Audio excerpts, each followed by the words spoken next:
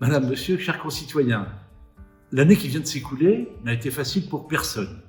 Le cortège d'obligations liées aux impératifs nécessités par les décisions sanitaires dues au Covid-19 nous a obligés à changer nos vies, nos relations, augmentant pour les plus fragiles l'angoisse de l'avenir, coupés souvent de leurs familles et amis. Il en a été de même pour les salariés des entreprises. Le dévouement des personnes de santé et du corps médical a démontré qu'en France, la santé est une priorité nationale. En cette période de vœux, je souhaite, avec l'équipe municipale qui m'entoure, vous entretenir du thème de la solidarité qui nous est cher. L'action en faveur de nos aînés est permanente et les rencontres physiques ou téléphoniques maintiennent ce lien si indispensable pour eux. Le travail de notre centre communal d'action sociale, en liaison avec les Restos du Cœur, fait de notre organisation une des plus performantes du département. Notre responsabilité dans le centre de vaccination de notre ville-centre nous place comme une référence de l'efficacité du service rendu à notre population du Gâtinais, avec les 130 000 habitants de ces 95 communes. Nous avons déjà réalisé plus de 135 000 injections et allons passer de 2500 à 4500 injections par semaine dès le début du mois de janvier. Notre activité dirigée par le sport santé est saluée par tous les intervenants.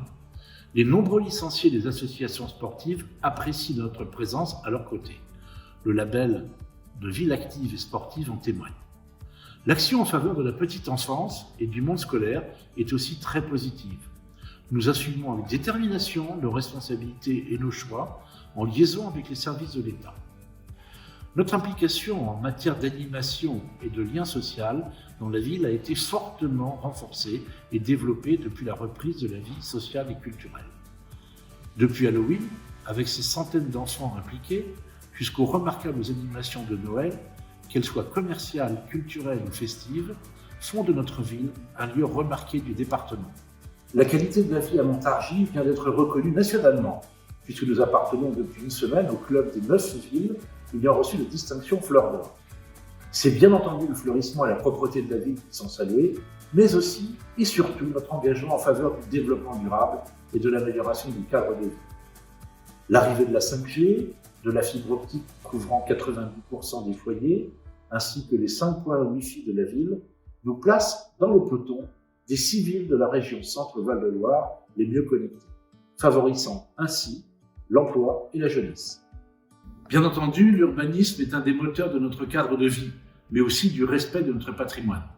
La réhabilitation de notre centre ancien, avec l'opération de l'État, Action Cœur de Ville, sera une occasion unique pour adapter l'offre des commerces à de nouvelles enseignes et proposer des maisons de ville avec jardin à une population nouvelle. La forte participation du développement du tourisme du département du Loiret, de la région Centre-Val de Loire dans le très beau projet d'agglomération du Port-Saint-Roch est exemplaire.